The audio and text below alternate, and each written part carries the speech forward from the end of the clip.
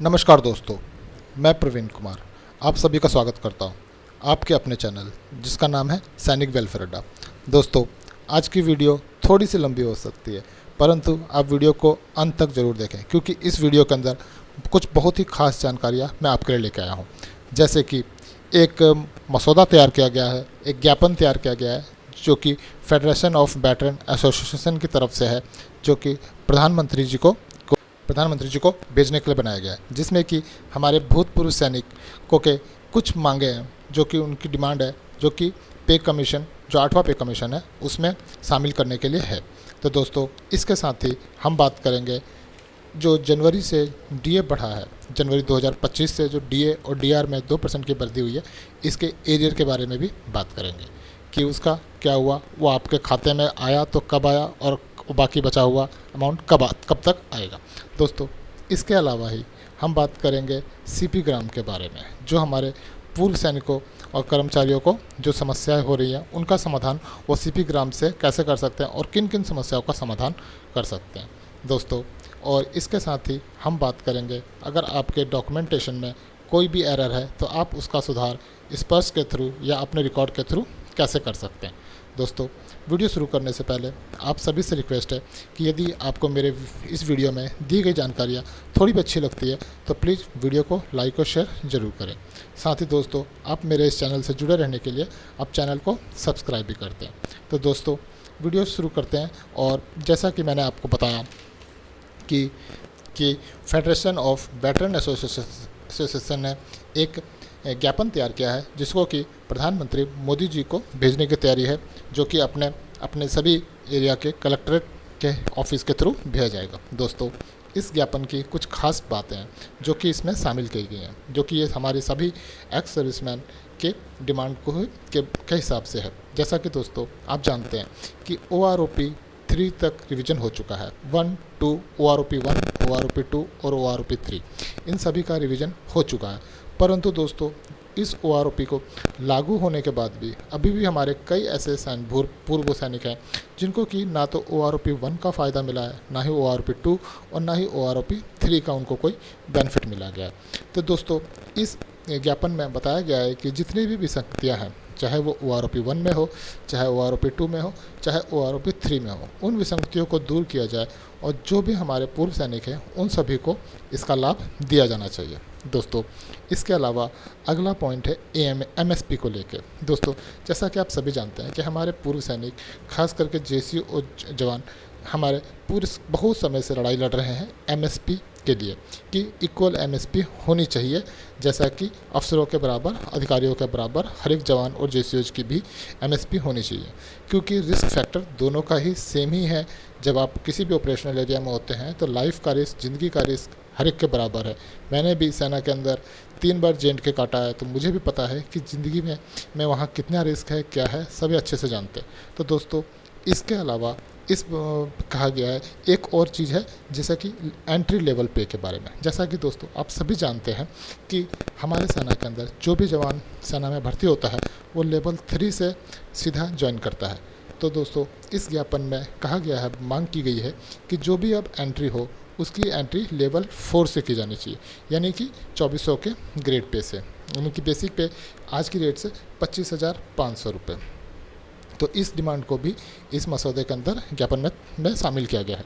दोस्तों, इसके अलावा एक महत्वपूर्ण चीज़ है डिसेबिलिटी पेंशन को लेकर। दोस्तों, इस मसौदे में, इस ज्ञापन में डिमांड की गई है कि डिसेबिलिटी पेंशन सभी के सेम मिलनी चाहिए, चाहे वो अधिकारी हो, JCO हो या OR हो, सभी को एक समान डिसेबिलिटी पेंशन मिलनी चाहिए, ना कि रैंक के हिसाब से मिलनी चाहिए। जैसा कि दोस्तों आप खुद समझ सकते हैं कि यदि किसी व्यक्ति को डिसेबिलिटी में 20%, 25% या 50%, ये सिर्फ एग्जांपल के लिए मैं आपको बता रहा हूँ, हो, और उनकी बेसिक पेमेंट, क्योंकि आप जानते हैं कि डिसेबिलिटी पेंशन हमेशा उनके बेसिक पेमेंट के आधार पे ही मिलती है, क्योंकि आपका बेसिक पेमेंट ज़्यादा है तो आपको डिसेबिलिटी का परसेंटेज भी ज़्यादा ही मिलेगा। तो दोस्तों, इस डिमांड में किया गया, इस ज्ञापन में एक डिमांड की गई है कि डिसेबिलिटी पेंशन आपकी बेसिक पे पेड ना करके एक फ़िक्स अमाउंट किया जाए। जैसा कि अगर किसी को 50% डिसेबिलिटी फिक्स है, डिसेबिलिटी है, तो उसके लिए 50% डिसेबिलिटी का कुछ अमाउंट फ़िक्स किया जाए। 20% है तो 20% के हिसाब से अमाउंट फ़िक्स हो, 50 से 25 है तो 25% के हिसाब से फ़िक्स हो। और ये जो अमाउंट है, ये डिसेबिलिटी पेंशन हर एक अधिकारी हो, चाहे जीसीओ साहबान हो, चाहे हमारे जबीर जवान हो, इन सभी के लिए बराबर होनी चाहिए। दोस्तों, इसके अलावा एक और महत्वपूर्ण पॉइंट है इन्हेंस्ड फैमिली पेंशन। जैसा कि दोस्तों आप जानते हैं कि यदि कोई व्यक्ति सेना से रिटायर होने के बाद अगर उसकी मृत्यु हो जाती है तो उसको फैमिली को सिर्फ 7 साल तक इन्हेंस्ड फैमिली पेंशन दी जाती है। यानी कि उसे जो भी उस समय जो पेंशन मिल रही होती है वह अगले सिर्फ 7 साल तक दी जाएगी और उसके बाद उसे नॉर्मल फैमिली पेंशन मिलने लगती है, जिससे कि उसकी फैमिली पेंशन काफ़ी कम हो जाती है। और ऐसे में सैनिकों के परिवार को काफ़ी सारी फाइनेंशियल क्राइसिस का सामना करना पड़ता है। तो दोस्तों, इस ज्ञापन में डिमांड की गई है कि जो भी फैमिली पेंशन है, हेंस फैमिली पेंशन है, इसकी समय सीमा बढ़ाकर 67 ईयर तक किया जाना चाहिए। दोस्तों, एक और महत्वपूर्ण इसमें डिमांड है जो कि है ECHS के मेंबर्स के लिए। दोस्तों, आप जानते हैं कि जब कोई जवान एक अपना ECHS के थ्रू किसी भी इम्पैनल्ड हॉस्पिटल में एडमिट होता है जाके, तो उसको जनरल वार्ड में एडमिट किया जाता है। तो दोस्तों, इसमें ज्ञापन में डिमांड की गई है कि ऐसे जवान जो भी मेडिकल की फैसिलिटी के लिए जाते हैं और सिविल हॉस्पिटल में जाके अपना इलाज कराते हैं और उनको एडमिट होने की ज़रूरत पड़ती है, तो उनके लिए सेमी प्राइवेट वार्ड की फैसिलिटी उपलब्ध कराई जानी चाहिए, ना कि उन्हें जनरल वार्ड में एडमिट किया जाना चाहिए। दोस्तों, ये सारे कुछ खास पॉइंट हैं जो कि इस ज्ञापन में शामिल किए गए हैं। दोस्तों, और ये बहुत ही जल्द हमारे प्रधानमंत्री मोदी जी को आपके जिला कलेक्ट्रेट ऑफिस या ADM या SDM के ऑफिस के थ्रू सीधा अब उनको भेजने की तैयारी की जा रही है। दोस्तों, आगे हम बात करते हैं DA DR के एरियर के बारे में। जैसा कि दोस्तों आप सभी जानते हैं कि 1 जनवरी 2025 से DA में केंद्र सरकार ने और DR में 2% की वृद्धि कर दी है। दोस्तों, आपको बता दूं कि जैसा कि मैंने आपको पहले भी बताया था अपने पुराने वीडियो के अंदर कि DA का जो है, जो कि हमारे वर्तमान में जो कर्मचारी हैं केंद्र सरकार के, उनको DA मिलता है, और जो DR है वह हमारे भूतपूर्व कर्मचारियों या सैनिकों को मिलता है। तो दोस्तों, आपको बता दूं कि अभी कई डिपार्टमेंट्स ने, केंद्र सरकार के कई विभागों ने DA का पेमेंट स्टार्ट कर दिया है। जैसा कि आपको बता दूं कि इंडिया पोस्ट ने, मतलब कम्युनिकेशन मिनिस्ट्री ने भी अपना DA का एरियर का पेमेंट कर दिया है, जो कि 3 महीने का है, उसको पेमेंट कर दिया है, जैसा कि आप स्क्रीन पे भी देख सकते हैं। साथ ही दोस्तों, मैंने आपको ये भी बताया था कि अगर किसी कर्मचारी का कोई भी उनका कोई क्लेम है जो कि उन्होंने किया हुआ है, जैसे कि LTC क्लेम या मेडिकल रिम्बर्समेंट या कोई अन्य क्लेम है, जैसे कि एजुकेशन का क्लेम भी है, जो कि वर्तमान में जो कर्मचारी हैं वो अपने डिपार्टमेंट के थ्रू करते हैं।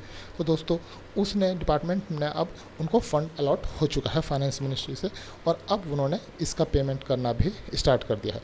जैसा कि आप देख सकते हैं, ये जो क्लेम दिखाया जा रहा है इसमें 4400 समथिंग का, वो दोस्तों LTC का क्लेम है, जो कि इनका पिछले साल इन्होंने, मतलब इस साल लास्ट फाइनेंशियल ईयर में फरवरी में किया था, जो कि इनके अकाउंट में अब क्रेडिट हो गया है। दोस्तों, इसके अलावा मैं आपको बता दूं, एक बहुत ही महत्वपूर्ण जानकारी है। जैसा कि आप सभी जानते हैं कि अब नेक्स्ट एकेडमिक सेशन स्टार्ट हो गया, और पुराने एकेडमिक सेशन के लिए अभी एजुकेशन के लिए जो CA का क्लेम है, इसका क्लेम करने का प्रोसेस अभी सभी डिपार्टमेंट्स में चल रहा है।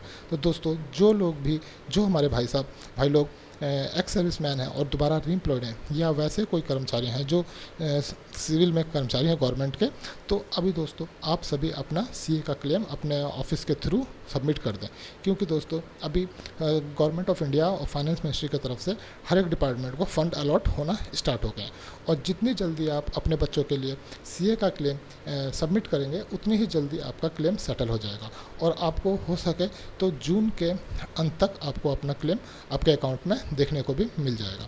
तो दोस्तों, आप अपना जल्दी से जल्दी अपना CA का क्लेम करें, और इसके लिए आप, जैसा कि आप जानते हैं सभी, कि सिर्फ बच्चों बच्चों के स्कूल से, आपको अपने बच्चों के स्कूल से हेड ऑफ़ द स्कूल का साइन लेना है आपके बोनाफाइड सर्टिफिकेट के ऊपर।